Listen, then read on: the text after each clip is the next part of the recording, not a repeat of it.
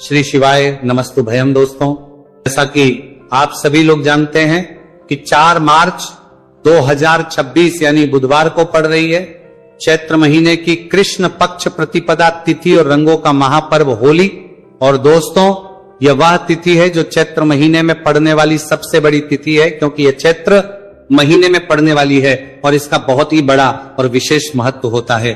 पूज्य गुरु जी ने कहा है कि अगर कभी भी मौका लग जाए और चैत्र महीने की प्रतिपदा तिथि बुधवार को पड़ जाए तो आप लोगों को 7 हरा दुर्वा का उपाय तो अवश्य ही करना चाहिए। इन दोनों का संयोग बहुत ही कम आता है। इसी के साथ में गुरु जी ने अपनी शिव पुराण कथा में बताया है कि इस दिन आपको 7 दुर्वा का उपाय तो आपको अवश्य ही करना चाहिए, क्योंकि ऐसा दिन पूरे साल में सिर्फ एक ही बार आता है। और दोस्तों, आप सभी लोग जानते हो कि बुधवार का अगर सबसे बड़ा उपाय है तो वह 7 हरा दुर्वा वाला उपाय है। तो दोस्तों, इस बुधवार प्रतिपदा तिथि के दिन आप लोगों को इस 7 हरा दुर्वा वाला उपाय को जरूर करना है। बहुत सारे लोग होंगे जिन लोगों ने इस उपाय को न किया हो, मतलब पूरा साल निकल गया उन्होंने किसी भी दिन इस 7 हरा दुर्वा वाला उपाय को ना किया हो, पर दोस्तों आपके पास एक आखिरी मौका बचा हुआ है जो कि 4 मार्च के दिन है। तो इस दिन आप लोगों को इस वाले उपाय को जरूर कर लेना। भले ही आपने पूरे महीने भर इस उपाय को ना किया हो, पर अगर आपने इस चैत्र महीने के बुधवार प्रतिपदा तिथि के दिन अगर इस वाले उपाय को कर लिया तो आपको इस उपाय को करने का वह फल मिलेगा जिसकी आपने कभी कल्पना भी नहीं करी होगी। इसीलिए आप लोग इस वाले उपाय को एक बार जरूर कर लेना है, ताकि आप लोगों के हाथ से ये मौका ना जा सके और आपको इस उपाय को करने का फल मिल सके। दोस्तों, यह उपाय पंडित जी ने अपनी अभी ही शिव महापुराण की कथा में बताया है, जिस उपाय को आज हम आपको बहुत अच्छे से समझाने वाले हैं। इस वीडियो को देखने के बाद इस उपाय को समझने के लिए आपको कोई और वीडियो को देखने की जरूरत नहीं पड़ेगी। तो चलिए दोस्तों, उपाय को शुरू करते हैं। देखिए, यह इस चैत्र महीने के बुधवार प्रतिपदा तिथि के दिन यह इतना खास होता है, इतना महत्वपूर्ण होता है। देखा गया है कभी कभी बड़े बड़े पूजा पाठ अनुष्ठान से जो मनोकामना पूर्ण नहीं होते, वह चैत्र महीने के बुधवार प्रतिपदा तिथि के दिन एक छोटे से उपाय करने से ही आपकी मनोकामना पूर्ण हो जाती है। और बहुत सारे लोगों ने इस उपाय को किया भी है और उनको इस उपाय को करने का फल भी जरूर मिला है। अगर आप लोग भी इस उपाय को करना चाहते हैं तो आप इस उपाय को पहले अच्छे से समझ लेना, सुन लेना, उसके बाद करना आपको इस उपाय का फल जरूर ही। और इस उपाय को कर लेने से आपके घर में चाहे किसी भी प्रकार की दुख और समस्या क्यों ना चल रही हो, आपको उसका कारण भी नहीं पता है कि भाई ये समस्या किस कारण से चल रही है। उसका कुछ भी कारण हो सकता है, जैसे इसे पितृदोष हो सकता है या किसी भी तरह का मंगल दोष भी हो सकता है। तो इस दिन आप लोगों को यह वाला उपाय कर लेना है। यह एक ऐसा उपाय है जिस उपाय को अगर किसी विशेष दिन पर किया जाए तो भाई उस विशेष दिन का जो है वो तो मिलता ही मिलता है।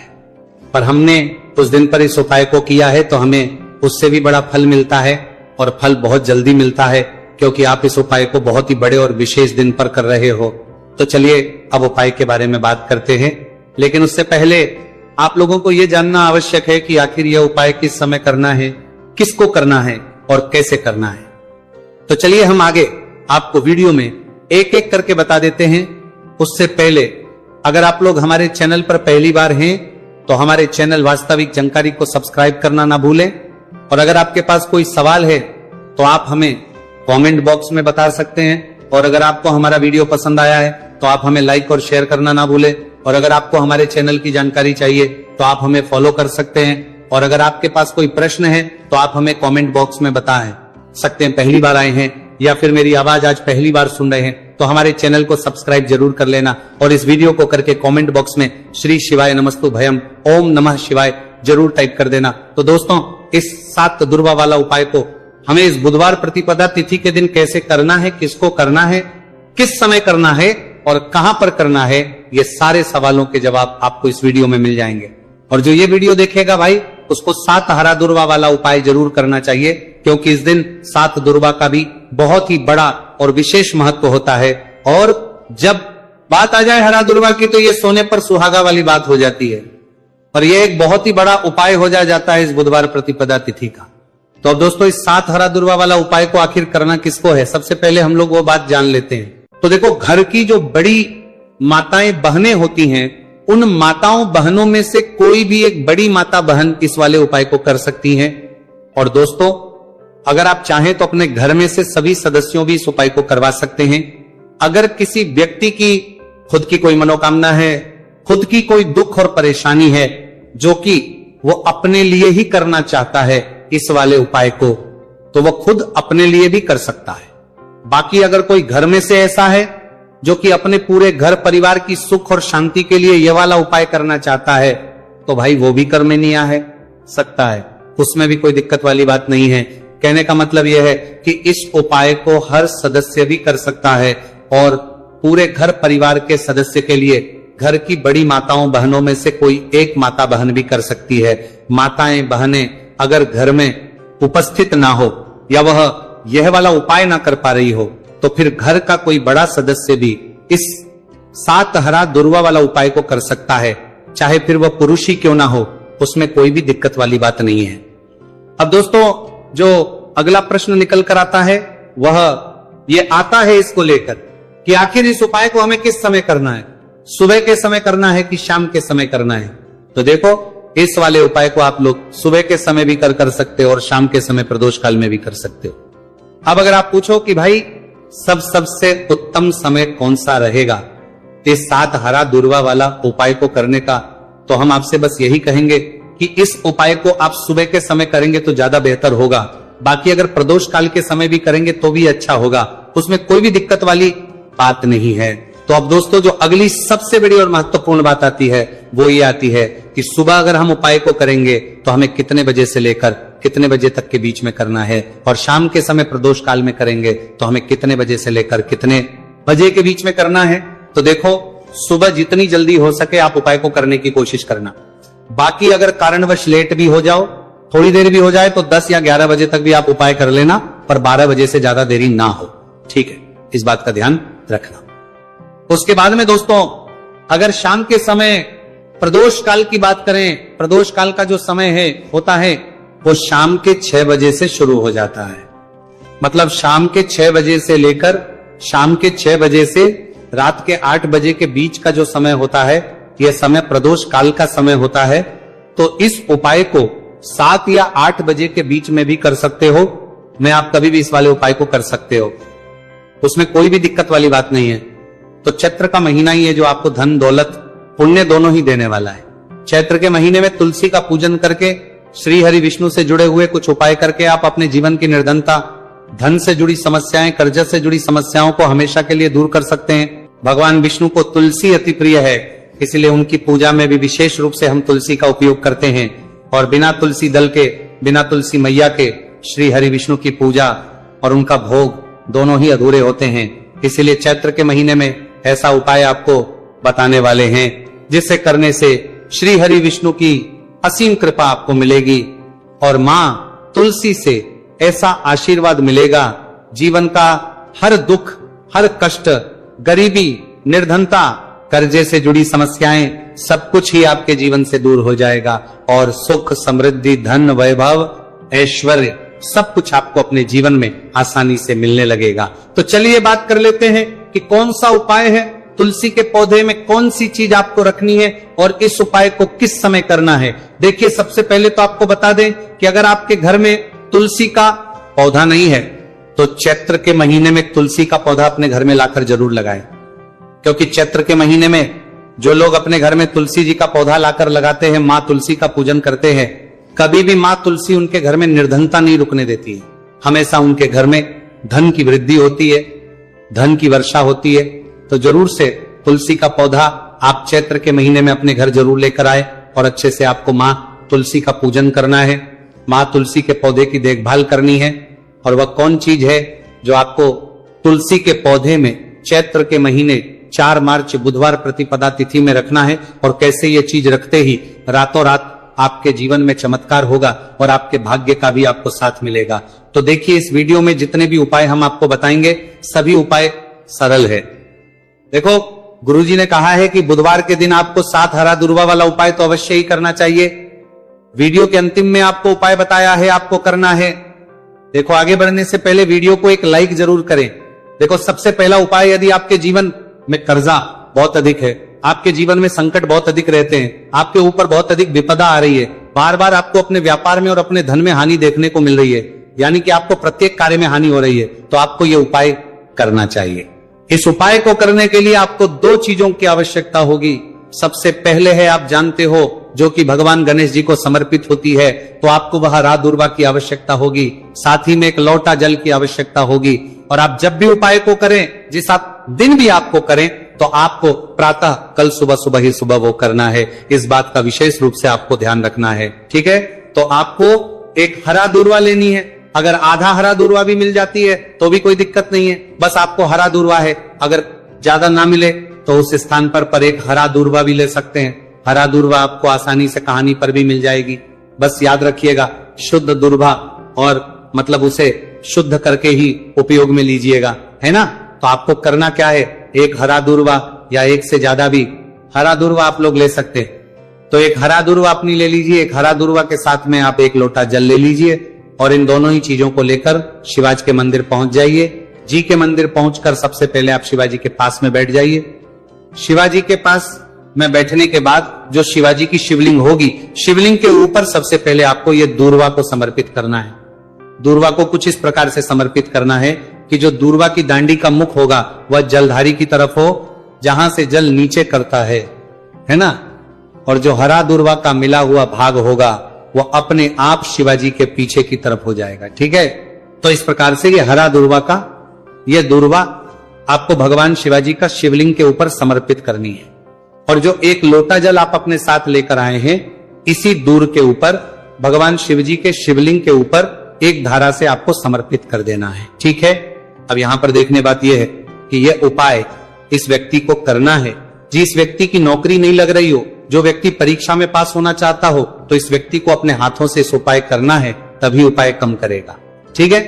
उपाय को करने के बाद आपको 3 महीने उपाय आपको कब तक करना है, जब तक कि आपकी नौकरी ना जाए। जब तक आप इस उपाय को नियम के साथ करो, आपकी नौकरी जरूर लगेगी। अब बात करते हैं दूसरे उपाय के बारे में। तो देखिए, दूसरे उपाय जो है, देखिए, इस उपाय के लिए आपको मात्र 1 लौंग का जोड़ा लेना है, यानी कि 2 फूल वाली लौंग लेनी है। साथ में आपको मात्र थोड़ा सा शहद लेना होगा और इसी के साथ में आपको तांबे के पात्र, अंदर शुद्ध जल लेना होगा। अब देखिए, इन सभी सामग्रियों को लेकर के आपको भगवान शिव के मंदिर में पहुंच जाना है। देखिए, ये उपाय आप सुबह से लेकर शाम तक कर सकते हैं। तो वह सबसे पहले तो आपके पास जो 2 फूल वाली लौंग है, उन्हें आपको शहद के अंदर अच्छे से डुबो है, यानी कि दोनों लौंग पर आपको अच्छे से शहद का लेपन कर देना है। अब आपको जो आपके पास एक लोटा जल है, सबसे पहले तो उसे शिवलिंग पर धीरे धीरे समर्पित करना है और श्री शिवाय नमस्तु भयम इसका जाप करते हुए समर्पित कर देना है।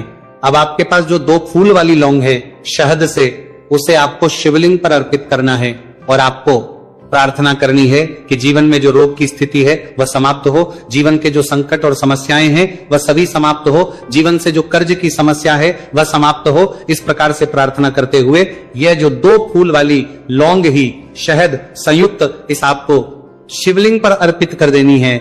आपकी जो भी समस्या होगी इस बुधवार के दिन अवश्य ही समाप्त हो जाएगी। तो इस प्रकार से आपको पहला उपाय करना है। अब हम बात कर लेते हैं दूसरे उपाय के बारे में। देखिए, यह उपाय आपके लिए सर्वश्रेष्ठ होने वाला है। देखिए, इस उपाय के लिए आपको चाहिए होंगे 5 हरा मूंग के दाने, और मूंग के दाने कहीं से भी खंडित नहीं होने चाहिए, इस बात का ध्यान रखें। और इसी के साथ में आपको एक तांबे के पात्र के अंदर अपने घर से शुद्ध जल 1 लोटा जल ले लेना है। अब दोस्तों, इन सभी सामग्रियों को लेकर के आपको सीधे पहुंच जाना है भगवान शिव के मंदिर में।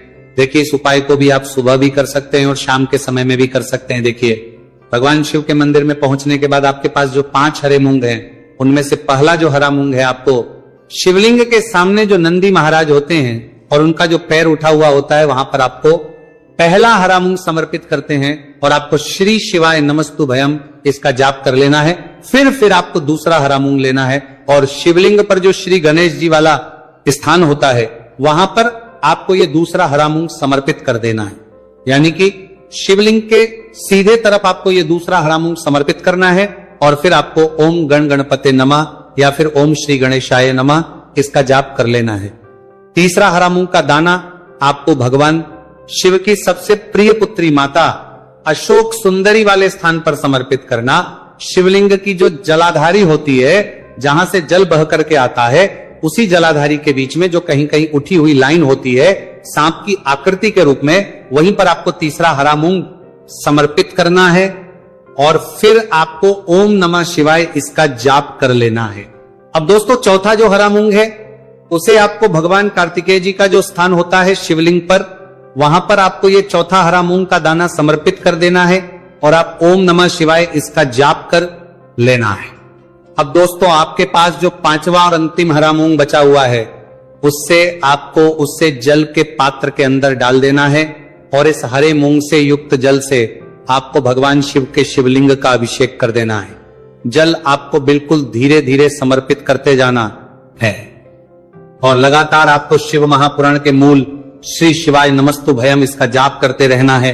फिर आपको शिवलिंग के आगे बैठकर, यदि आप अपने बच्चों के लिए यह उपाय कर रहे हैं, यदि आप अपने बच्चों की बुद्धि ज्ञान और विवेक के लिए उपाय कर रहे हैं, तो उसके लिए आपको प्रार्थना कर लेनी है, या फिर व्यापार में वृद्धि करने के लिए यह उपाय कर रहे हैं तो उसकी कामना करते हुए आपको प्रार्थना कर लेनी है, या फिर अपनी नौकरी के लिए कर रहे हैं, या फिर अपने इंटरव्यू के लिए, या फिर धन की प्राप्ति के लिए कर रहे हैं।